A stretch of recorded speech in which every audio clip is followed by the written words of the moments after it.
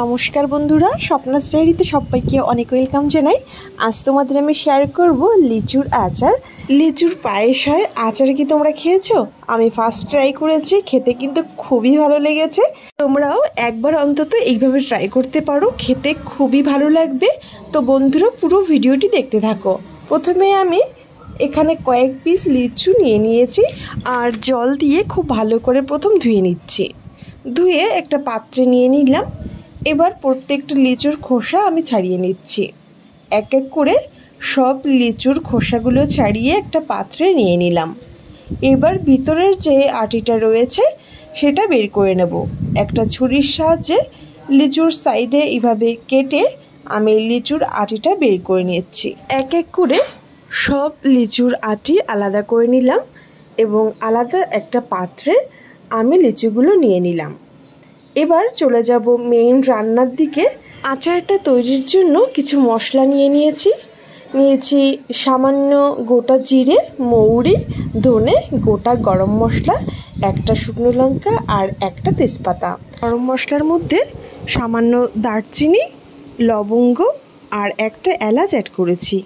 যেহেতু 1 চামচ গুঁড়ো মশলা আমি পেস্ট করব, তাই পরিমাণে সব কিছু খুব কমই নিয়েছি।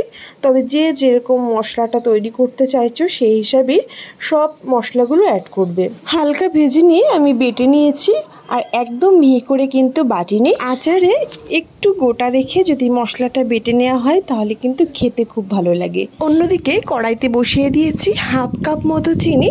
প্রথমে চিনিটাকে নাড়াচাড়া না করে এক জায়গায় রেখে ফ্লেমটাকে বাড়িয়ে দিলে যখন ক্যারামেল হয়ে কালার ধরে আসবে সেই টাইমে দিয়ে দিলাম জলটা দিয়ে নেড়ে চেড়ে নিলাম আর সুন্দর একটা কালার কিন্তু চলে এলো।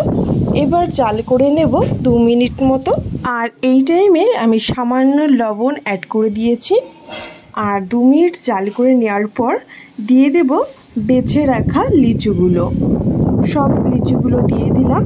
নেড়ে চেড়ে ভালো করে মিশিয়ে নিয়ে একটা ঢাকনি দিয়ে ঢেকে দেবো 2 থেকে 3 মিনিটের জন্য। লিচুগুলো যেহেতু মিষ্টি ছিল তাই বেশি ঢেকে দেওয়ার প্রয়োজন হয়নি। 3 মিনিট পর ঢাকনি তুলে নিয়েছি। আর হালকা টক ফ্লেভারের জন্য 1 চিমটি তেঁতুল আমি জলে গুলে রেখেছিলাম, সেটা এখানে দিয়ে দিলাম। এখানে তেঁতুল গোলাটা আমি 1 চামচ মতোই দিয়েছি আর সঙ্গে দিয়ে দিলাম বেটে রাখা মশলাটাও। মশলা দিয়ে আর তেঁতুল গোলা জলটা দিয়ে ভালো করে মিশিয়ে খোলা অবস্থায় আরও 3-4 মিনিট মতো জাল করে নেব, যাতে ঝোলের পরিমাণ একটু কমে আসে আর লিচুর মধ্যেও ভালো রস ঢুকে যায়। 3 থেকে 4 মিনিট হাই ফ্লেমে একইভাবে জাল করে নিয়েছি। এই পর্যায়ে ঝোলটা বেশ খানিকটা কমেছে আর চিনিটা যে যেই রকম পছন্দ করো সেই হিসাবেই দেবে। হালকা টক ফ্লেভারের জন্য এখানে আমি সামান্য তেঁতুল ইউজ করেছি, তবে তোমরা চাইলে এখানে লেবুর রসও দিতে পারো।